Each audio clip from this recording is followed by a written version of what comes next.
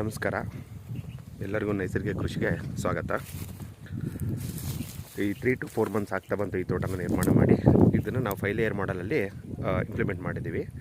Papaya, ಬಾಳೆ, ಅಡಿಕೆ, ನುಗ್ಗೆ ಮತ್ತು ವಾಟರ್ ಮೆಲನ್ ಕೂಡ ಹಾಕಿದ್ದೀವಿ. ಸೊ ಯಾವ ರೀತಿ ಬಂದಿದೆ ಅಂತ ಹೇಳ್ಬಿಟ್ಟು ನಾನೊಂದು ವಿಸ್ತಾರವಾಗಿ ವಿಡಿಯೋ ಮಾಡ್ಕೊತಾ ಹೋಗ್ತೀನಿ. ಮೊದಲನೇದಾಗಿ ಪಪ್ಪಾಯ ತುಂಬ ಚೆನ್ನಾಗಿ ಬಂದಿದೆ, ಫ್ಲವರ್ ಸೆಟ್ಟಿಂಗು ಆಗ್ತಾ ಇದೆ. ಕೆಲವೊಂದರಲ್ಲಿ ಕಾಯಿನೂ ಕೂಡ ನಾವು ನೋಡ್ಬೋದು. ಸೊ ಪಪ್ಪಾಯದಲ್ಲಿ ಯಾವುದೂ ಸಮಸ್ಯೆ ಇಲ್ಲ, ಚೆನ್ನಾಗಿ ಬಂದಿದೆ. ಗಿಡದಲ್ಲಿ ಕೂಡ ಯಾವುದೇ ಡಿಸೀಸ್ ಇಲ್ಲ. ಮತ್ತು ನಾವು ಇದಕ್ಕೆ ಯಾವುದೇ ರೀತಿಯಾಗಿರ್ತಕ್ಕಂಥ ಪೆಸ್ಟಿಸೈಡ್ ಆಗಲಿ ಮತ್ತು ರಾಸಾಯನಿಕ ಗೊಬ್ಬರಗಳನ್ನಾಗಲಿ ಉಪಯೋಗಿಸಿಲ್ಲ. ನಾವು ಸಂಪೂರ್ಣವಾಗಿ ನೈಸರ್ಗಿಕವಾಗಿ ಮಾಡಿರ್ತಕ್ಕಂಥ ತೋಟ ಇದು. ಮತ್ತು ನುಗ್ಗೆ ಕೂಡ ಬಂದಿದೆ, ನುಗ್ಗೆ ಚೆನ್ನಾಗಿ ಬಂದಿದೆ. ಕೆಲವೊಂದು ಕಡೆ ಇನ್ನೂ ಚಿಕ್ಕದಾಗಿದೆ. ನುಗ್ಗೆ ಅದರಲ್ಲಿ ಯಾವುದೂ ಸಮಸ್ಯೆ ಆಗಿಲ್ಲ. ನುಗ್ಗೆ ನಮಗೆ ಮೇನ್ ನೈಟ್ರೋಜನ್ ಫಿಕ್ಸ್ಡ್ ಮಾಡಲಿಕ್ಕೋಸ್ಕರ ನುಗ್ಗೆ ಹಾಕ್ಕೊಳ್ಳೋದು. ಕಮರ್ಷಿಯಲ್ಲೂ ಕೂಡ ನಾವು ಉಪಯೋಗಿಸ್ಕೋಬೋದು. ಸೊ ಒಂದು 4 to 4.5 5 ಫೀಟ್ ಹೋದ್ಮೇಲೆ ಇದು ನುಗ್ಗೆನ ಮೇಲ್ಗಡೆ ಚಿವುಟೋದು ತುಂಬ ಮುಖ್ಯ. ಇಲ್ಲಾಂದರೆ ಇದು ಲೆಂತಿಯಾಗಿ ಹೋಗ್ತಲೇ ಇರುತ್ತೆ.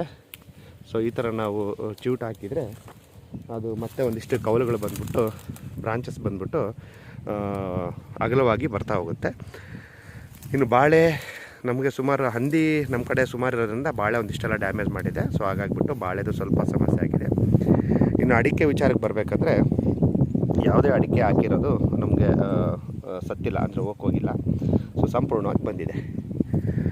ಸೊ ಈ ರೀತಿ ನಾವು 5 ಲೇಯರ್ ಮಾಡಲ್ನ ಇಂಪ್ಲಿಮೆಂಟ್ ಮಾಡಿದ್ದೀವಿ.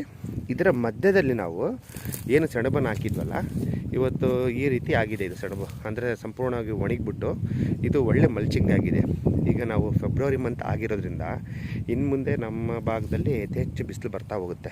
ಅಂದರೆ ಸರಿಸುಮಾರು ನಮ್ಮಲ್ಲಿ 38, 40, 42 ತನಕ ರೀಚ್ ಆಗುತ್ತೆ. 42 ಡಿಗ್ರಿ ತನಕ ರೀಚ್ ಆಗುತ್ತೆ. ಯಾವಾಗ ಭೂಮಿಗೆ ಡೈರೆಕ್ಟಾಗಿ ಬಿಸಿಲು ಬೀಳುತ್ತೋ ಆಗ ಗಿಡಗಳ ಬೆಳವಣಿಗೆ ಮತ್ತು ಗಿಡಗಳಿಗೆ ಬೇಕಾಗಿರ್ತಕ್ಕಂಥ ಪೋಷಕಾಂಶಗಳನ್ನ ಸರಿಯಾದ ರೀತಿಯಲ್ಲಿ ಗಿಡಗಳು ತೊಗೊಳಲ್ಲ. ಹಾಗೇನಾಗುತ್ತೆ, ಗಿಡಗಳ ಬೆಳವಣಿಗೆ ಕುಂಠಿತ ಆಗುತ್ತೆ. ಮತ್ತು ಫ್ಲವರ್ ಸೆಟ್ಟಿಂಗ್ ಆಗಲಿ, ಮತ್ತು ಫ್ಲವರ್ ಸೆಟ್ಟಿಂಗ್ ಆಗಿರ್ತಕ್ಕಂಥ ಗಿಡಗಳಲ್ಲಿ ಕಾಯಿ ಹಣ್ಣು ಬಿಡೋದಾಗಲಿ ಕಡಿಮೆ ಆಗ್ತಾ ಹೋಗುತ್ತೆ. ಸೊ ಈ ಟೆಂಪ್ರೇಚರ್ನ ನಾವು ಕಂಟ್ರೋಲ್ ಮಾಡಬೇಕಂದ್ರೆ ಒಂದು ಮಲ್ಚಿಂಗ್ ಇರಬೇಕು. ಯಾವ ಥರ ಮಲ್ಚಿಂಗ್ ಆದರೂ ಮಾಡ್ಕೋಬೋದು ನಾವು. ಅಂದರೆ ಇದು ಡ್ರೈ ಮಲ್ಚಿಂಗ್, ಅಂದರೆ ಒಣ ಮಲ್ಚಿಂಗ್ ಅಂತ ಹೇಳ್ತೀವಿ. ಅಂದರೆ ನೀವು ಭೂಮಿನ ಉಳುಮೆ ಮಾಡೋದ್ರಿಂದ ಮೇಲ್ಗಡೆ ಒಂದು 4 ರಿಂದ 5 ಇಂಚು ಉಳುಮೆ ಮಾಡೋದ್ರಿಂದನೂ ಕೂಡ ಒಂದು ಮಲ್ಚಿಂಗ್ ಆದಂಗೆ ಆಗುತ್ತೆ. ಎರಡನೇದು, ಇದರಲ್ಲಿ ಏನಾದರೂ ಕೆಳಗಡೆ ಕಳೆಗಳನ್ನ ಬೆಳೆಯೋದಕ್ಕೆ ಬಿಟ್ಟರು ಕೂಡ ಅದು ಕೂಡ ಮಲ್ಚಿಂಗ್ ಆಗುತ್ತೆ. ಬಟ್ ಗಿಡಗಳ ಚಿಕ್ಕದಿರೋದ್ರಿಂದ ನೀವು ಕಳೆನ ಬೆಳಿಲಿಕ್ಕೆ ಬಿಟ್ಟರೆ ಗಿಡಗಳಿಗೆ ಬೇಕಾಗಿರ್ತಕ್ಕಂಥ ಪೋಷಕಾಂಶಗಳೆಲ್ಲ ಆ ಕಳೆಗಳು ತಗೊಳ್ತಾ ಹೋಗುತ್ತೆ. ಸೊ ಅದು ನಮಗೆ ಪ್ರಾರಂಭಿಕ ಹಂತದಲ್ಲಿ ಸ್ವಲ್ಪ ಸಮಸ್ಯೆ ಆಗ್ಬೋದು. ಸೊ ಅದನ್ನು ನಾವು ಮಾಡೋಕ್ಕಾಗಲ್ಲ. ಮತ್ತು ಮೂರನೇದಾಗಿ ಹಸಿರೆಲೆ ಗೊಬ್ಬರನ ನಾವು ಹಾಕ್ಕೊತ ಹೋಗ್ಬೋದು. ಹಸಿರೆಲೆ ಗೊಬ್ಬರ ತರೋದು ಅಂತಂದರೆ ನೀವು ಸೆಣಬಾಗಲಿ ಡಯಂಚಾಗಲಿ ಹಾಕ್ಕೊಂಡು ಹೋಗ್ಬೋದು. ಬಟ್ ಈಗ ಸೆಂಟ್ರಲ್ಲಿ ಹಾಕೋದ್ರಿಂದ ನಿಮಗೆ ಅಡ್ಡಾಡಲಿಕ್ಕೆ ಸಮಸ್ಯೆ ಆಗುತ್ತೆ. ನಾಳೆ ಫ್ಲವರ್ ಸೆಟ್ಟಿಂಗ್ ಆದರೆ ಏನು ಗಿಡಗಳು ಹೂವು ಬಿಡೋದಕ್ಕೆ ಬಿಸಿಲು ಬೇಕಾಗುತ್ತೆ. ಆ ಬಿಸಿಲನ್ನು ಕೂಡ ಅದು ಅವಾಯ್ಡ್ ಮಾಡುತ್ತೆ. ಯಾಕಂದರೆ ಇವತ್ತು ಸೆಣಬು ಸುಮಾರು 5.5 ರಿಂದ 6 ಅಡಿ ತನಕ ಬರುತ್ತೆ. ಸೊ ಅದನ್ನು ನಾವು ಗಿಡಗಳ ಚಿಕ್ಕದಿದ್ದಾಗಲೇ ಹಾಕ್ಕೊಂಡಿರೋದ್ರಿಂದ ಅದನ್ನು ನಾವು ಆಲ್ರೆಡಿ ಭೂಮಿ ಸೇರಿಸ್ಬಿಟ್ಟಿದ್ದೀವಿ. ಇನ್ನು ಮುಂದೆ ಅದು ಬೇಕಾಗಿಲ್ಲ. ಭೂಮಿ ಸೇರಿಸೋದಕ್ಕೆ ಹಲವಾರು ವಿಧಾನಗಳಿದೆ. ಇದನ್ನು ರೋಟ್ರಿವೇಟ್ ಹೊಡೆದು ಭೂಮಿಗೆ ಸೇರಿಸಿದ್ರೆ ಮಣ್ಣಲ್ಲಿ ಮಿಶ್ರಣ ಆಗಿ ಹೋಗ್ತಾಯಿತ್ತು. ಬಟ್ ನಮಗೆ ಬರ್ತಕ್ಕಂಥ ಸೂರ್ಯನ ಬೆಳಕನ್ನು ಕಂಟ್ರೋಲ್ ಮಾಡೋಕ್ಕಾಗ್ತಾ ಇರಲ್ಲ.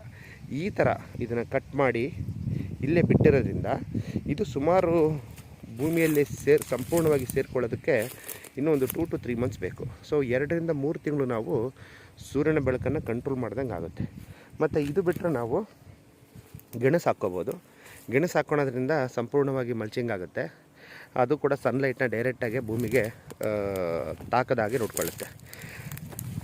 ಈ ಭೂಮಿಗೆ ಸೂರ್ಯನ ಬೆಳಕು ಡೈರೆಕ್ಟಾಗಿ ತಾಕದೇ ಇದ್ದರೆ ನಮಗೆ ಇಳುವರಿ ಕೂಡ ತುಂಬ ಚೆನ್ನಾಗಿ ಬರುತ್ತೆ. ಮತ್ತು ನೀರು ಕೊಡ್ತಕ್ಕಂಥ ಪ್ರಮಾಣನೂ ಕೂಡ ಕಡಿಮೆ ಆಗುತ್ತೆ. ಇದು ತುಂಬ ಇಂಪಾರ್ಟೆಂಟು. ಯಾಕಂತಂದರೆ ನಾವು ಗಿಡಗಳಿಗೆ ಬೇಕಾಗಿರ್ತಕ್ಕಂಥ ಪೋಷಕಾಂಶಗಳನ್ನ ಒದಗಿಸ್ತೀವಿ, ನೀರನ್ನ ಕೊಡ್ತಲೇ ಇರ್ತೀವಿ. ಬಟ್ ಸೆಂಟ್ರಲ್ಲಿ 4.25 ಅಡಿ ಜಾಗ ಸಂಪೂರ್ಣವಾಗಿ ಖಾಲಿಯಾಗಿದ್ದರೆ ಅಲ್ಲಿ ಸೂರ್ಯನ ಬೆಳಕು ಹೆಚ್ಚಾಗಿ ಬೀಳ್ತಲೇ ಇರುತ್ತೆ.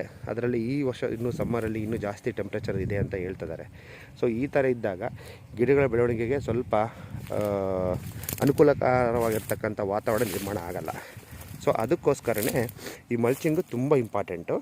ಸೊ ಅದು ಆ ಕಾರಣಕ್ಕೋಸ್ಕರ ನಾವು ಇದನ್ನು ಭೂಮಿ ಒಳಗಡೆ ಸೇರಿಸದೆ ರೋಟ್ರು ಹೊಡಿದೇ ಇದನ್ನು ನಾವು ಹಾಗೆ ಕಟ್ ಮಾಡಿಬಿಟ್ಟು ಅಲ್ಲೇ ಬಿಟ್ಟಿದ್ದೀವಿ.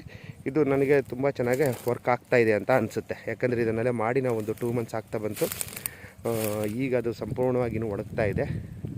ಇದು ಭೂಮಿ ಒಳಗಡೆ ಸೇರಿಕೊಳ್ಳಿಕ್ಕೆ ಇನ್ನೂ 2 ರಿಂದ 3 ತಿಂಗಳು ಬೇಕಾಗ್ಬೋದು. ಸೊ ಅಲ್ಲಿಗೆ ನಾವು ಈ ಬೇಸಿಗೆನ ಸಂಪೂರ್ಣವಾಗಿ ಮುಗಿಸ್ಬೋದು ಅಂತ ನಾನು ಅಂದ್ಕೊಂಡಿದ್ದೀನಿ. ಮತ್ತು ವಾಟರ್ ಮಿಲನ್ ಒಂದು ಹಾಕಿದ್ವಿ ನಾವು. ವಾಟರ್ ಮಿಲನಲ್ಲಿ ಒಂದಿಷ್ಟು ಮಿಸ್ಟೇಕ್ಸ್ ಏನಾಗಿದೆ ಅಂತಂದರೆ, ವಾಟರ್ ಮಿಲನ್ ಹಾಕಬೇಕಂದ್ರೆ ನಿಮಗೆ ಸಂಪೂರ್ಣವಾಗಿ ಮಣ್ಣು ಮೃದುವಾಗಿರಬೇಕು. ಅಂದರೆ ಆಲ್ಮೋಸ್ಟ್ ಎಲ್ಲರೂ ವಾಟರ್ ಮಿಲನ್ ಹಾಕ್ತಕ್ಕಂಥವ್ರು ಬೆಡ್ ಹೊಡಿತಾರೆ, ಇಲ್ಲ ಅಂತಂದರೆ ಭೂಮಿನ ಸರಿಯಾದ ರೀತಿಯಲ್ಲಿ ಸಿದ್ಧತೆ ಮಾಡಿರ್ತಾರೆ. ಬಟ್ ನಾವು ತೋಟ ಮಾಡಿ ಆಲ್ರೆಡಿ 5 ಲೇಯರ್ ಮಾಡಲಲ್ಲಿ ತೋಟ ಮಾಡಿ ಅದಾಗಿ ಒಂದು 2.5-3 ಮಂತ್ಸ್ ಆದ ನಂತರ ನಾವು ವಾಟರ್ ಮಿಲನ್ ಹಾಕಿದ್ವಿ. ಅಲ್ಲಿಗೇನಾಗಿತ್ತು, ಭೂಮಿ ಗಟ್ಟಿಗಾಗಿತ್ತು. ಸೊ ಭೂಮಿ ಗಟ್ಟಿಗಾಗಿರೋದ್ರಿಂದ ನಾವು ಹಾಕಿರ್ತಕ್ಕಂಥ ಬೀಜ ಸರಿಯಾದ ರೀತಿಯಲ್ಲಿ ಮೊಳಕೆ ಹೊಡೆದೆ. ಸುಮಾರು ಬೀಜಗಳು ಅದು ಸಂಪೂರ್ಣವಾಗಿ ಹೋಗಿದೆ. ಸೊ ಅದು ಒಂದು ಮಿಸ್ಟೇಕು. ಯಾರೇ ವಾಟರ್ ಮಿಲನ್ ಹಾಕಿದರೂ ಕೂಡ ಭೂಮಿ ಆಗ ಯಾವ ರೀತಿ ಇರಬೇಕಂದ್ರೆ ಮೃದುವಾಗಿರಬೇಕು. ಆ ಸಮಯದಲ್ಲಿ ನೀವು ವಾಟರ್ ಮಿಲನ್ ಹಾಕಿದರೆ ವಾಟರ್ ಮಿಲನ್ನು ಸಂಪೂರ್ಣವಾಗಿ ಯಶಸ್ವಿಯಾಗಿ ಬರುತ್ತೆ. ಇಲ್ಲ ಅಂತಂದರೆ ಬರುವ ಪ್ರಮಾಣ ಕಡಿಮೆ ಆಗುತ್ತೆ. ನಾವು ಇಲ್ಲಿ ನೋಡ್ಬೋದು, ಕಾಣ್ತಾ ಇದೆ, ಅಲ್ಲೊಂದು ವಾಟರ್ ಮಿಲನ್ ಇದೆ. ಬಟ್ ಅಷ್ಟೊಂದು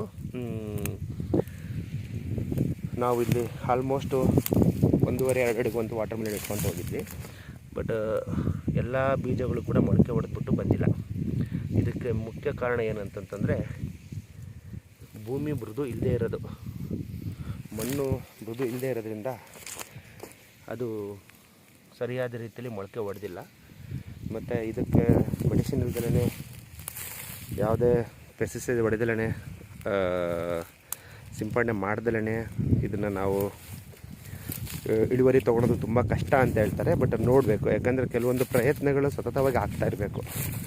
ನಾವು ಒಂದೇ ರೀತಿಯಲ್ಲಿ ಮಾಡ್ಕೊತ ಹೋದಾಗ ನಮಗೆ ಅಲ್ಲಿ ಆಗ್ತಕ್ಕಂಥ ಸಮಸ್ಯೆಗಳು ಮತ್ತು ಅಲ್ಲೇನಾದರೂ ಯಶಸ್ವಿ ಆಗುತ್ತೆ ಇಲ್ಲ ಅನ್ನೋದು ನಮಗೆ ಗೊತ್ತಾಗಲ್ಲ.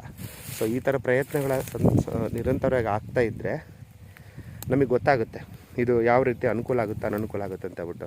ಬಟ್ ಯಾರೇ ಪ್ರಯತ್ನ ಮಾಡ್ಬೇಕಾದ್ರೆ ನಿಮ್ದು 1 ಎಕರೆ ಇದೆ ಅಂದರೆ 1 ಎಕರೆಗೆ ಅಟ್ಲೀಸ್ಟ್ ಒಂದು 1/4 ಎಕರೆ, 40 ಗುಂಟೆ ಇದೆ ಅಂದರೆ ಅಟ್ಲೀಸ್ಟ್ 2-3 ಎಕರೆ ಈ ಥರ ಹಾಕ್ಬಿಟ್ಟು ನೋಡಿ. ನಿಮಗೆ ಚೆನ್ನಾಗಿ ಬಂತು ಅಂತಂದರೆ ನೆಕ್ಸ್ಟ್ ಮಿಕ್ಕಿದ್ದೆಲ್ಲದನ್ನು ಕೂಡ ಇಂಪ್ಲಿಮೆಂಟ್ ಮಾಡ್ಬೋದು. ನಾವು ಯಾವುದನ್ನು ಕೂಡ ಮಾಡ್ದಲೇ ಅದು ಬರಲ್ಲ ಅಂತೇಳೋದು ತಪ್ಪಾಗುತ್ತೆ. ಸೊ ಅದಕ್ಕೋಸ್ಕರ ನಾನು ವಾಟರ್ ಮಿಲನ್ ಹಾಕಿದ್ದು. ಬಟ್ ಇಲ್ಲೊಂದಿಷ್ಟು ಮಿಸ್ಟೇಕ್ಸ್ಗಳಾಗಿದೆ. ನೆಕ್ಸ್ಟ್ ಬೇರೆಯವ್ರು ಮಾಡೋರು ಆ ಮಿಸ್ಟೇಕ್ಸ್ಗಳನ್ನ ಸರಿಪಡಿಸ್ಕೊಂಡ್ರೆ ತುಂಬ ಅದ್ಭುತವಾಗಿ ಬರುತ್ತೆ ಅಂತ ಅನಿಸುತ್ತೆ. ಮತ್ತು ಈಗ ನಾವು ಇನ್ನೊಂದು ಇದು ಮಾಡ್ತಾಯಿದ್ದೀವಿ. ಏನಂದರೆ ಈ ಅಡಿಕೆ ಸಾಲು ಏನಿದೆಯಲ್ಲ, ಈ ಅಡಿಕೆ ಸಾಲು, ಪ್ರತಿ ಅಡಿಕೆ ಸಾಲಲ್ಲಿ ಮತ್ತು ಏನು ಪಪ್ಪಾಯ ಸಾಲಿದೆ, ಈ ಪಪ್ಪಾಯ ಮಧ್ಯದಲ್ಲಿ ಮೆಕ್ಕೆಜೋಳದ ಬೀಜನ ಹಾಕಬೇಕು ಅಂತ ಹೇಳ್ಬಿಟ್ಟು ಒಂದು ಪ್ಲ್ಯಾನ್ ಮಾಡ್ತಾಯಿದ್ದೀವಿ. ಇದನ್ನು ನೋಡಬೇಕು. ಅದೇ ನಂದು ಈಗ 3 ಎಕರೆ ಈ ಹೊಸ ತೋಟದಲ್ಲಿ ಫಸ್ಟ್ ನಾನೊಂದು ಅರ್ಧ ಎಕರೆ ಹಾಕ್ಬಿಟ್ಟು ನೋಡ್ತೀನಿ. ಇನ್ ಕೇಸ್ ಅದು ಚೆನ್ನಾಗಿ ಬಂತು ಅಂತಂದರೆ ಇನ್ನು ಮಿಕ್ಕಿದ್ದೆಲ್ಲ 3 ಎಕರೆಗೂ ಕೂಡ ಇಂಪ್ಲಿಮೆಂಟ್ ಮಾಡೋಣ ಅಂತ ಹೇಳ್ಬಿಟ್ಟು ಒಂದು ಪ್ಲಾನ್ ಇದೆ. ಸೊ ಅದು ಯಾಕಂದರೆ ವಾಟರ್ ಮಿಲನ್ ಯಾವಾಗ ನಮಗೆ ಕೈ ಕೊಡ್ತೋ ಅದಕ್ಕೋಸ್ಕರನೇ ಇದರಲ್ಲಿ ಮಧ್ಯದಲ್ಲಿ ಈಗ ನಾನು ಜೋಳನ ಹಾಕಬೇಕು ಅಂತ ಅಂದ್ಕೊಂಡಿದ್ದೀನಿ. ಜೋಳ ಮತ್ತು ನೇರವಾಗಿ ಹೋಗುತ್ತೆ, ಮತ್ತು ಅದೊಂದು 3 to 4 ಮಂತ್ಸಲ್ಲಿ ನಮಗೆ ಕ್ರಾಪ್ ಸಿಕ್ಬಿಡುತ್ತೆ. ಅದರಿಂದ ಒಂದು ಸಣ್ಣದಾಗಿರ್ತಕ್ಕಂಥ ಆದಾಯನ ನಾವು ಎಕ್ಸ್ಪೆಕ್ಟ್ ಮಾಡ್ಬೋದು. ಸೊ ಈ ರೀತಿ ಒಂದಿಷ್ಟು ಪ್ಲ್ಯಾನ್ಗಳನ್ನ ಮಾಡ್ತಾಯಿದ್ದೀವಿ. ಮತ್ತು ಯಾರಾದ್ರೂ ಸಜೆಷನ್ ಕೊಡಬೇಕು ಅಂತಂದರೆ, ಅಂದರೆ ಇದರಲ್ಲಿ ಏನಾದರೂ ಬದಲಾವಣೆಗಳು ಮಾಡಬೇಕು ಅಂತಂದರೆ ದಯವಿಟ್ಟು ಕಮೆಂಟ್ ಮುಖಾಂತರ ತಿಳಿಸಿ. ಮತ್ತು ಇದೇ ರೀತಿ ನಾನು ವೀಡಿಯೋಸ್ನ ಅಪ್ಲೋಡ್ ಮಾಡ್ತಾಯಿರ್ತೀನಿ ನಿರಂತರವಾಗಿ. ಸೊ ನಮ್ಮ ಚಾನಲ್ನ ಸಬ್ಸ್ಕ್ರೈಬ್ ಮಾಡೋದನ್ನ ಮರಿಬೇಡಿ. ಏನೇ ಸಜೆಷನ್ ಕೊಡೋಂಗಿದ್ರು ಕಮೆಂಟ್ಸಲ್ಲಿ ಹೇಳಿ, ಮತ್ತು ಕಾಲ್ ಕೂಡ ಮಾಡಿಬಿಟ್ಟು ದಯವಿಟ್ಟು ಇನ್ಫಾರ್ಮ್ ಮಾಡ್ಬೋದು. ಮತ್ತು ಇನ್ನೊಂದು ಏನಂದರೆ, ನಾವು ಇದಕ್ಕೆ ಇದುವರೆಗೂ ಕೂಡ ಜೀವಾಮೃತ ಮತ್ತು ಫಿಶ್ ಅಮಿನೋ ಆ್ಯಸಿಡ್ ಮತ್ತು ಬಿಲ್ವ ರಸಾಯನ ಮತ್ತು ನಮ್ಮದು ಹಸು ಕರು ಹಾಕಿತ್ತು. ಆ ಹಸುದು ಏನು ಕರು ಹಾಕ್ಬೇಕಾದ್ರೆ ಮಾಂಸ ಬರುತ್ತಲ್ಲ, ಆ ಮಾಂಸನ ನಾವು ರೆಡಿ ಮಾಡಿ ಇಟ್ಕೊಂಡಿದ್ವಿ. ಅದರದ್ದು ಸ್ಪ್ರೇ ಕೊಡ್ತೀವಿ. ಇಷ್ಟನ್ನು ಬಿಟ್ಟರೆ ಇದುವರೆಗೂ ನಾವು ಯಾವುದೇ ರೀತಿಯಾಗಿರ್ತಕ್ಕಂಥ ರಾಸಾಯನಿಕ ಗೊಬ್ಬರ ಆಗಲಿ ಮತ್ತು ಕೆಮಿಕಲ್ ಆಗಲಿ ಮತ್ತು ಯಾವುದೇ ಪೆಸ್ಟಿಸೈಡ್ಸ್ನಾಗಲಿ ಉಪಯೋಗಿಸಿಲ್ಲ. ಗಿಡಗಳಲ್ಲಿ ಯಾವುದೇ ರೋಗಗಳಿಲ್ಲ. ತುಂಬ ಚೆನ್ನಾಗಿ ಬರ್ತಾಯಿದೆ. ನಾವು ನ್ಯಾಚುರಲ್ ಫಾರ್ಮಿಂಗ್ ಮಾಡಿದಾಗ ಪ್ರಾರಂಭಿಕ ಹಂತದಲ್ಲಿ ಸ್ವಲ್ಪ ಸಮಯ ತಗೊಳುತ್ತೆ.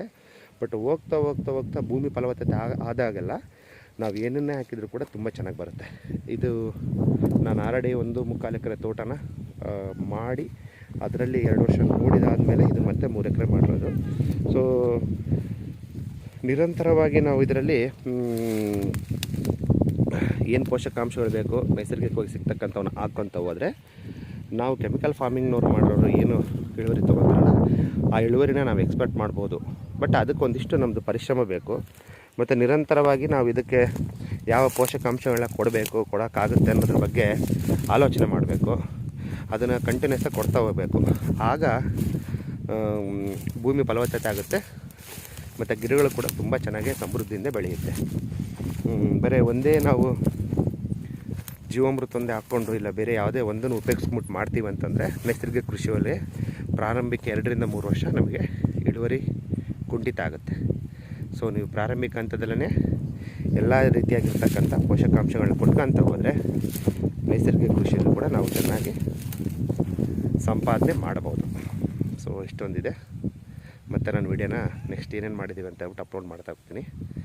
ಧನ್ಯವಾದಗಳು.